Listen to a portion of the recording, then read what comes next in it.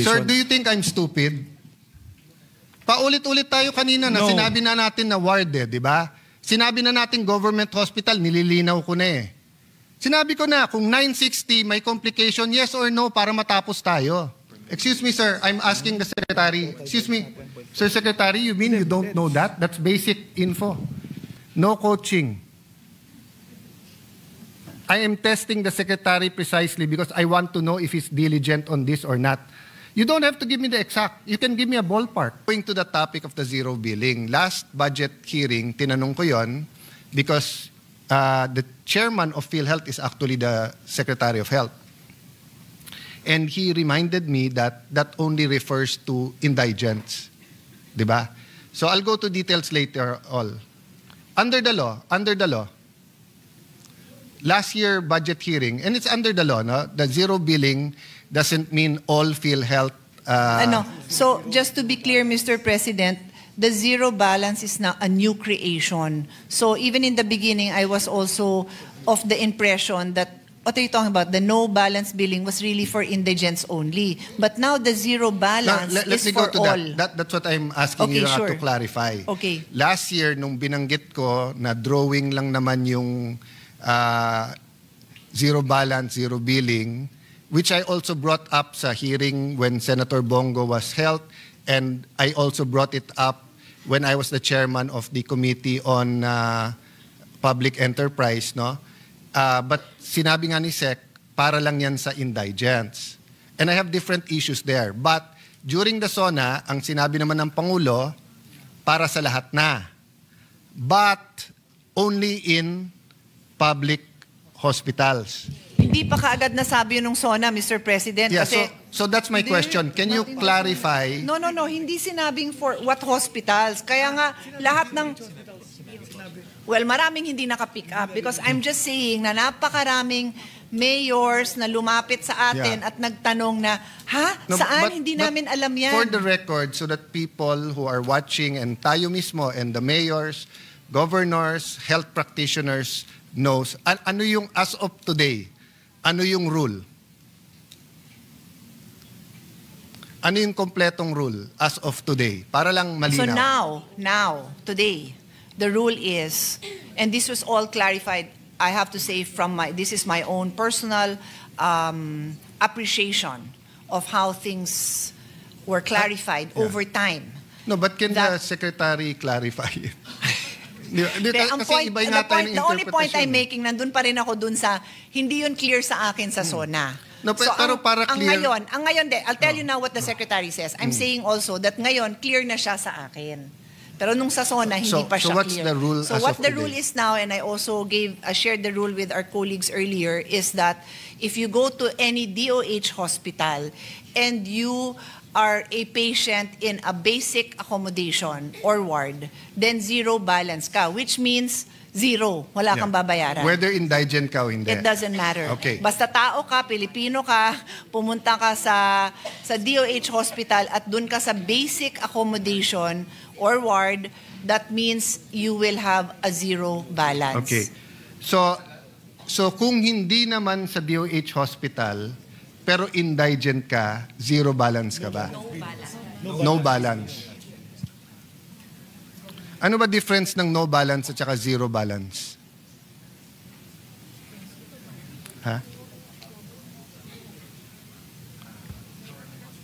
So, pag pumunta ka ngayon sa LGU Hospital, covered ka ngayon ng no balance billing policy. And that is for indigents. What does no balance billing mean? It doesn't mean no balance. Kasi may balance. Kasi there are case rates, but some of them are outdated. And as I also explained earlier, we are migrating to the DRG, which is a different system from the case rate na mas complex ang review niya ng babayaran. But for now, we still have case rates. So there's a big chance na meron kang balance. Okay, so what's the difference between zero balance and no balance? So zero balance is the DOH hospital that talagang zero balance. Ang no balance sa LGU hospital is only for indigents, pero hindi siya, it's possible na may balance pa. So hindi no balance yun? Hindi nga. Kanina ko pa sinabing hindi No, nga. sabi mo sa LGUs, it's no balance. No, that's the name of the program. But it doesn't mean that it is no balance. That's why So isn't that false advertising? I think so. From now on, I will not ask you questions. Okay. This is my next 100 questions. Okay. Yeah, Thank you. Well, then we'll have to ask the Senate President to suspend the rules if you're not going to ask me questions. I'm making a point. Sorry, my dear sister. I'm making a point na ang basis ng conversation is trust eh. So if you tell people no balance, pero sandali, may balance. Di ba? So why would they name it no balance kung may balance? Di ba? Yeah. Mr. President, please, I will explain to the stenographer what is going on here. My staff is trying to explain to me what is the meaning of no balance, telling me that it is a PhilHealth program. But once in a while, I agree with my brother. Take note, Senator Joel. Once in a while, I agree with him. No balance means no, none. Wala ka nang babayaran. Eh, meron nga. Madalas meron. Yeah. So huwag nyo nang ipaliwanag sa akin kasi hindi ko yan kayang ipaliwanag dahil sumasang-ayon ako. I'm sorry for that, but I did ask the permission of Senator Soto, our Senate President, and of course ngayon ang nakaupo si Senator JV, our Majority Leader.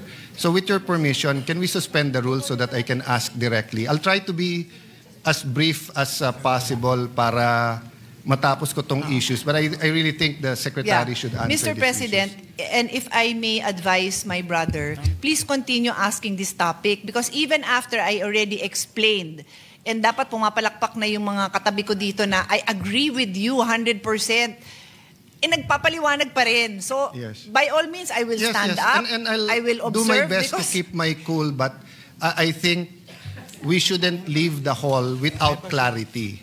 Meaning either ino-balance nila talaga or palitan nila yung pangalan, di ba? But let me end on a happy note. Happy ako na si zero balance truly means zero balance. Yes. Happy ako doon. And So, I just pray na there is enough funding na talagang hindi tayo babalikan next year na but nagsara na yung ospital kasi yung MOE nila, wala na silang pambayad sa ganito dahil nagamit na sa zero balance lahat. Sana naman hindi kasi nga, But before you natin yung turn zero over balance. to the good secretary, you confirm, di ba, that under the law, and in fact, the secretary is the chairman of PhilHealth.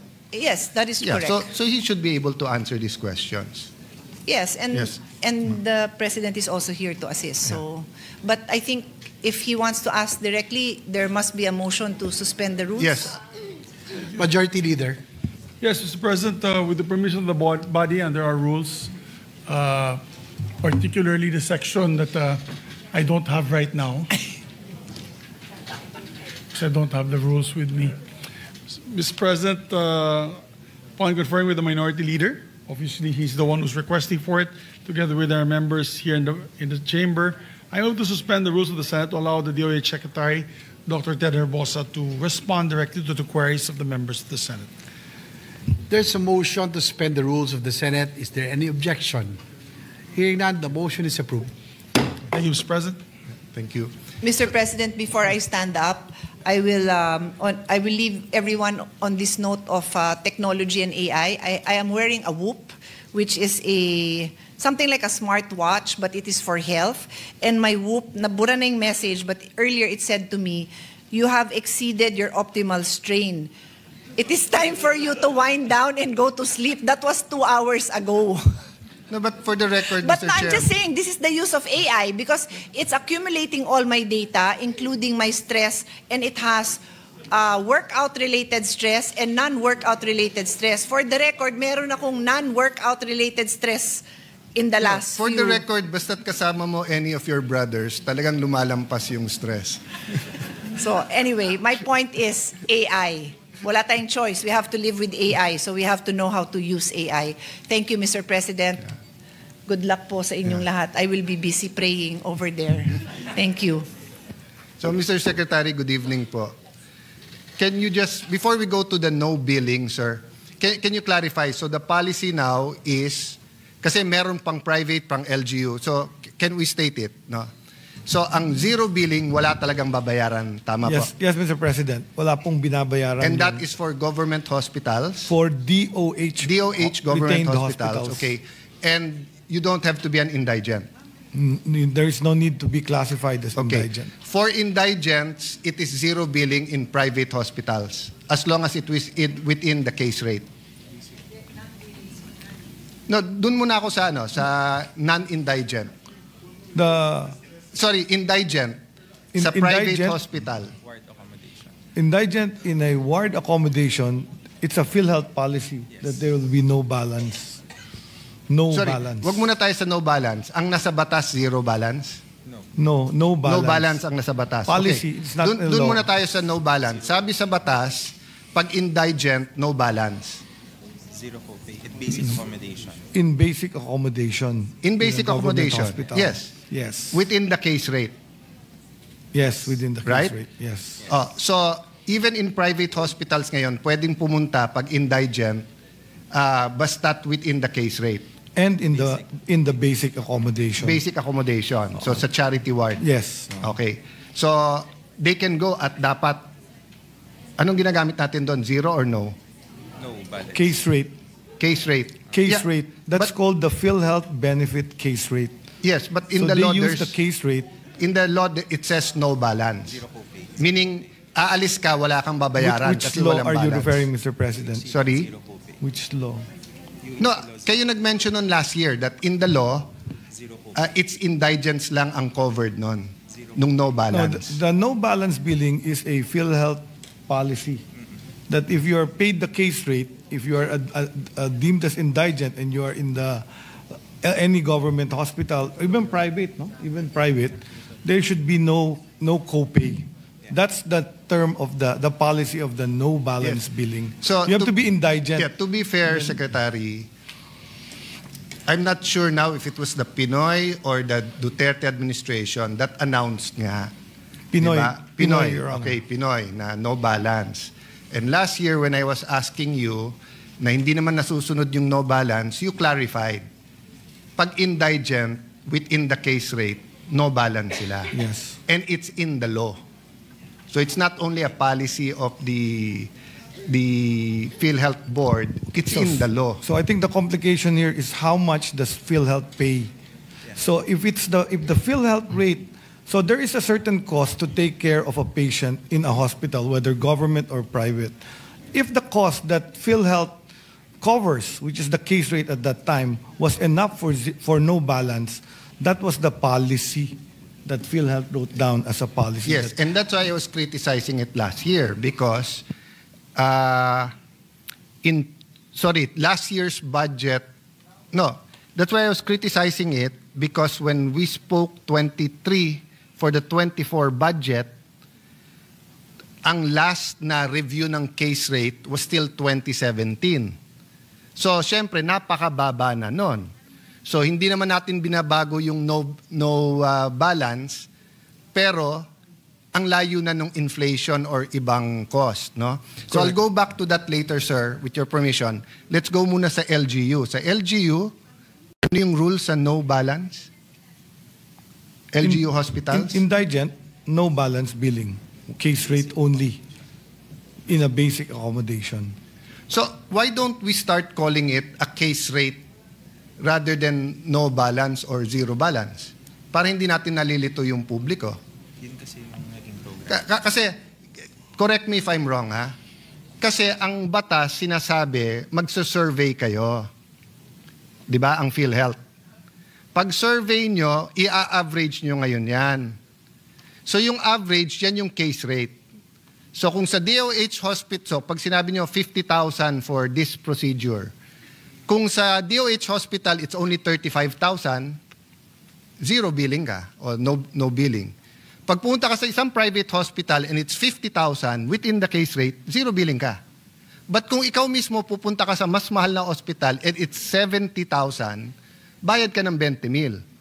Because the intention of the law was, in the average, there's more than enough hospitals na you will go na it's 50,000. Pero pag hindi mo inayos yung case rate, yung average, de halos kahit saan ka pumunta, over, edi natural magbabayad ka. Di ba? So the no billing or zero billing, ang kambal niyan yung case rate. Tama? Correct. Okay. Ang problema, because of the scandal, etc., and I knew, sir, wala ka pa nun, yung presidente natin ng PhilHealth, ang ginawa niyong remedyo na lang, quick 2024, is you just had a order na 30% na lang increase sa lahat. Tama po? 30% plus another 50% increase in case Yes. rate. So the total increase as of today is 80%. Yes, 30% nung 2024, and then nagsunod nga, same year, another 50%. Okay? Correct. That's correct. Matatapos na yung 2025. Ba't hindi kayo nagsasurvey? Ongoing, there are how many thousand case rates?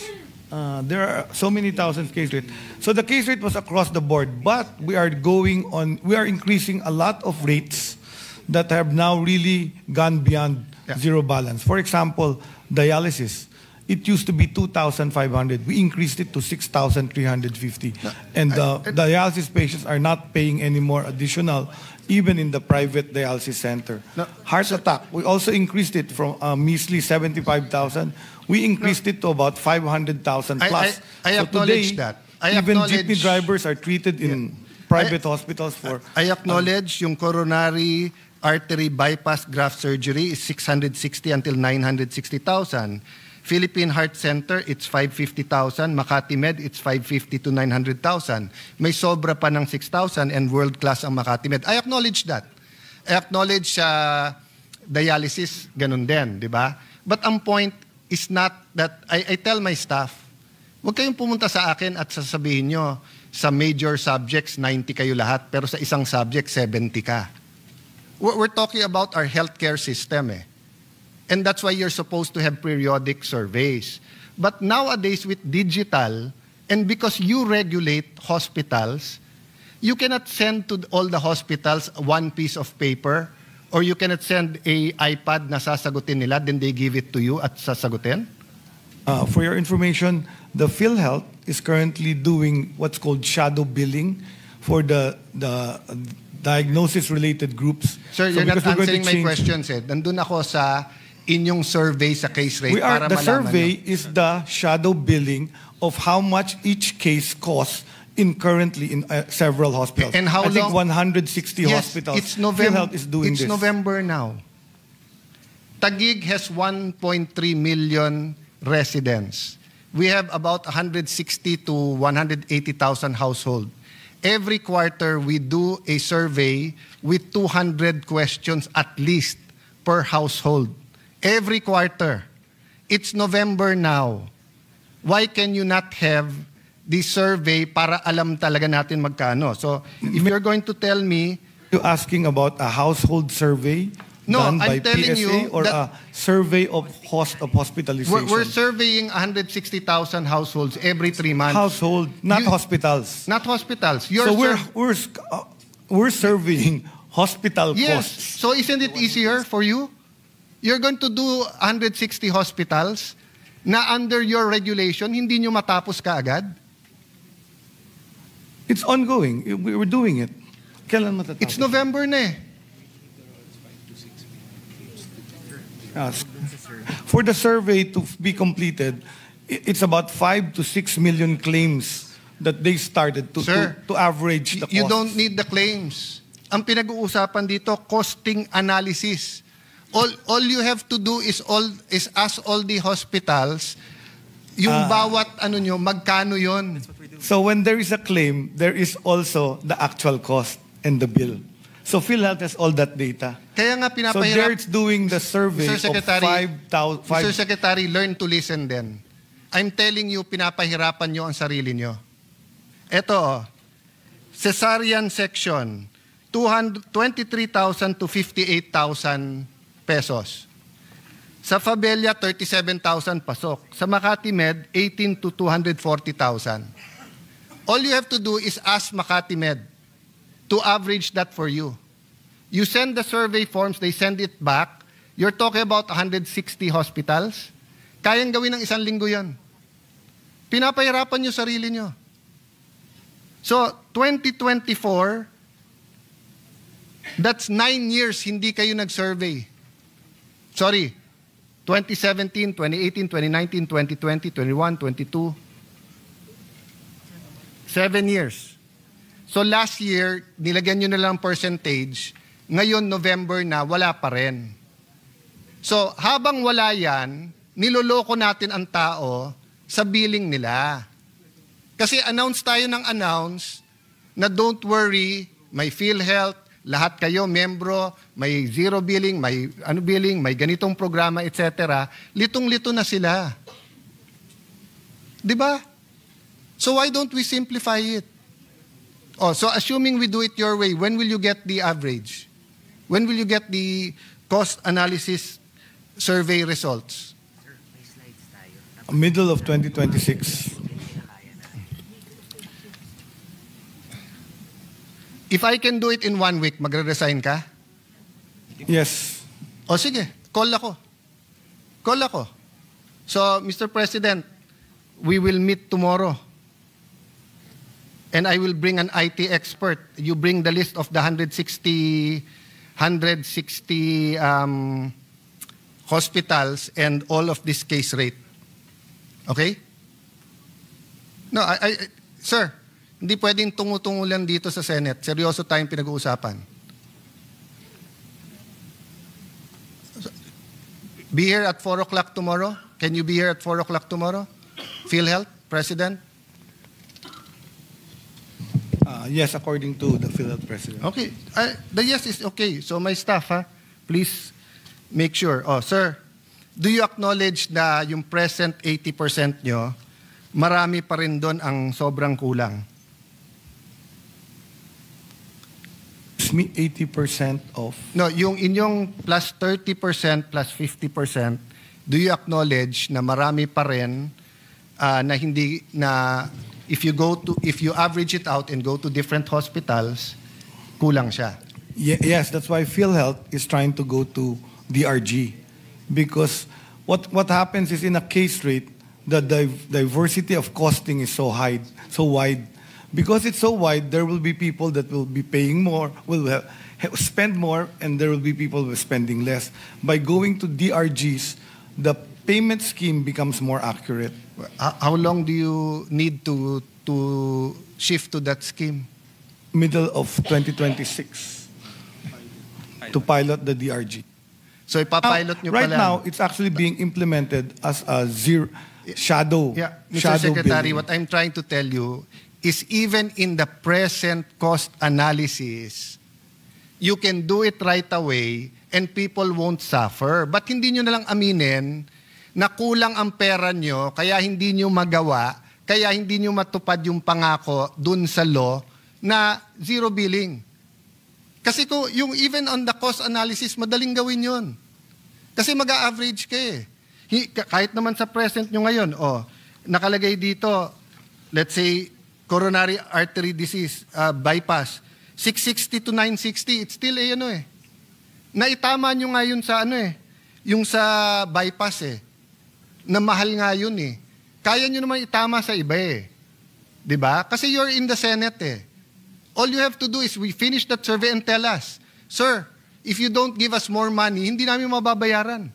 We don't expect you naman to pick from your own pocket Di ba? Pag natapos natin tong lahat na survey na to at lalabas, eto yung number of patients, average, eto yung pera. Mr. Senators, Congressmen, Mr. President, you're giving us 60 billion, pero sa computation namin, pag inayos namin yung case rate, 120. So ang kaya lang namin sa mga to, libre, o kaya 50%. Di ba? Garbage in is garbage out If we do not have these rates, and we haven't had it accurately till 2017, we cannot really tell people na isi-zero billing namin kayo. Pwede ba, kung cesarean, pwede ba pagdating sa heart center, boss, cesarean ako, pero sobra kasi dito, hindi zero billing, i-bypass nyo na lang ako. Pwede natin pagyabang na ang bypass kasya. Paano ngayon mga kailangan ng cesarean? Tapos pupunta dun sa mga ospital na zero billing, puno. So wag muna sila manganak.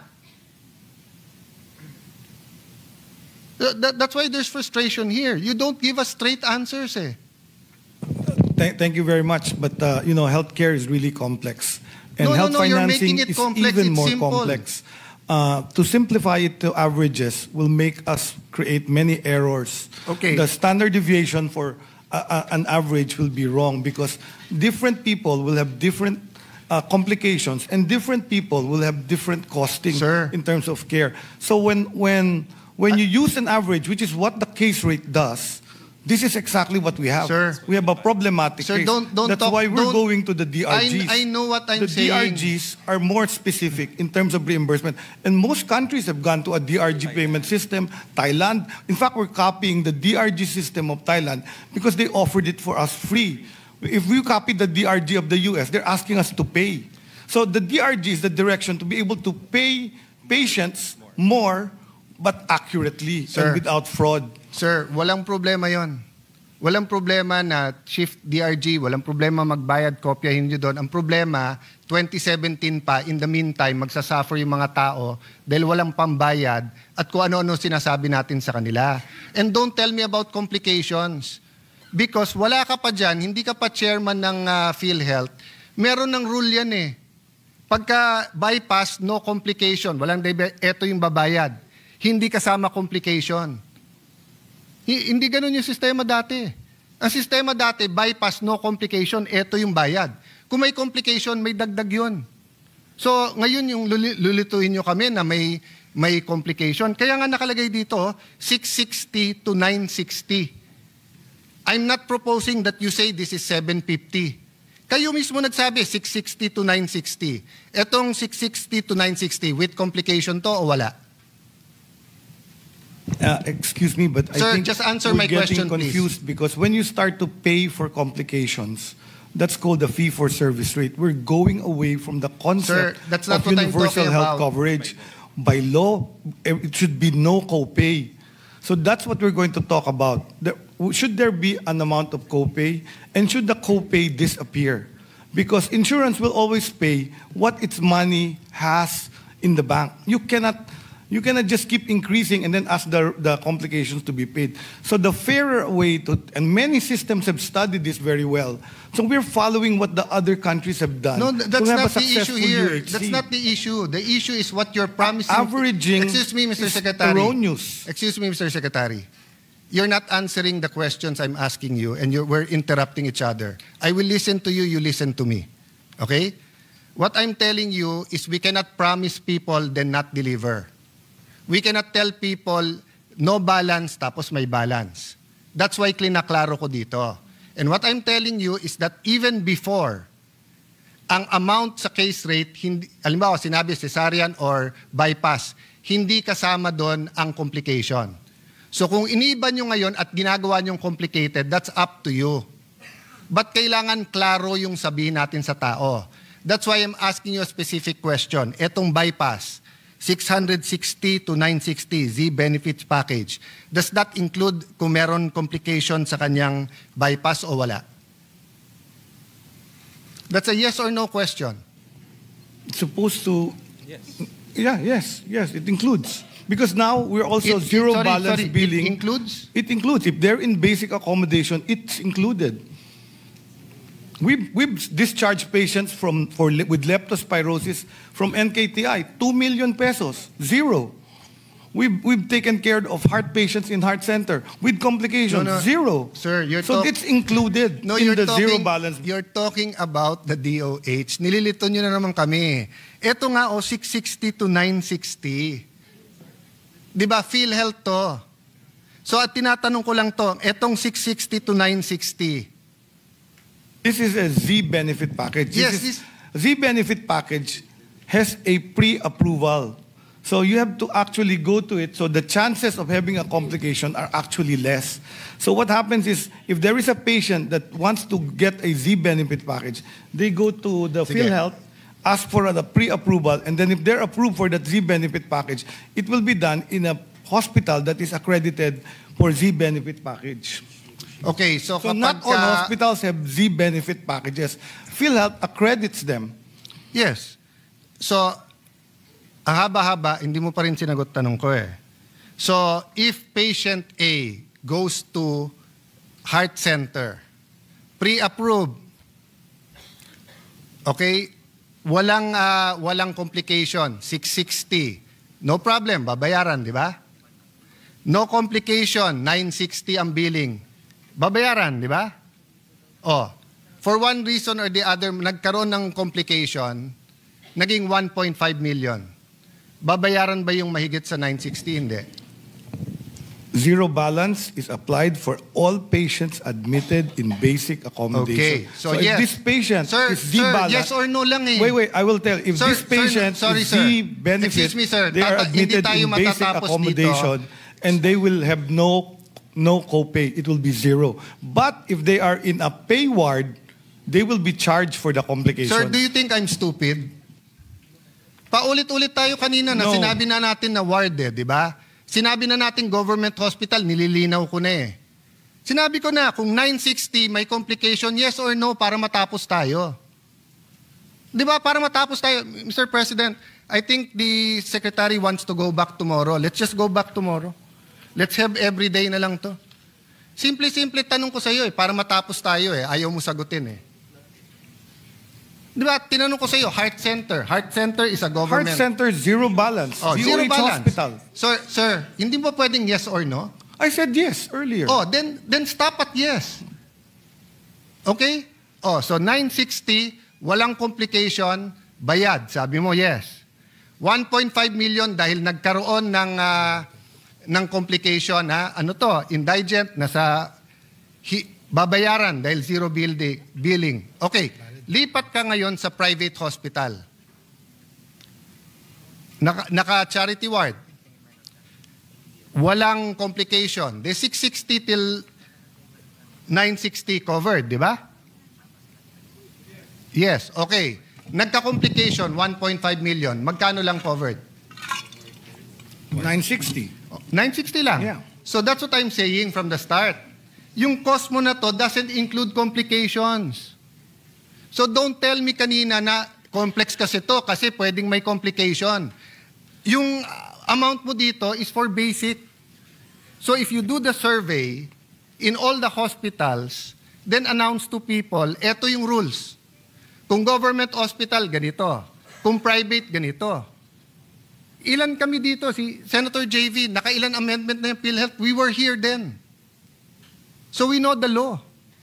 We know na kulang ng pera. Hindi yun yung issue. Ang issue, chairman po kayo ng PhilHealth, hindi nyo ginagawa yung survey. And then sasabihin nyo ma-migrate, pilot pa lang, next year pa lang. So in the meantime, each and every one of our constituents na may problema, hindi makapagpagamot. Oh, now answer me. With the zero billing, ilan lang ang kasya sa government hospitals natin? Ilan ang beds ng ating government hospital? Na basic na sasabihin nyo. Total. 90% of the total public beds in the And how DOH many hospitals. public beds do we have? Excuse me, sir. I'm asking the secretary. Excuse me. Sir Secretary, you mean you don't know that? That's basic info. I keep changing because there are hospitals that increase their bed capacity by law. So the number is not Sir, a fixed number. By law and actual, there are certain things that daily you have to know. And nasa fingertips mo yan. No coaching. I am testing the secretary precisely because I want to know if he's diligent on this or not. You don't have to give me the exact. You can give me a ballpark. Oh, so more or less, ilan ang bed capacity natin?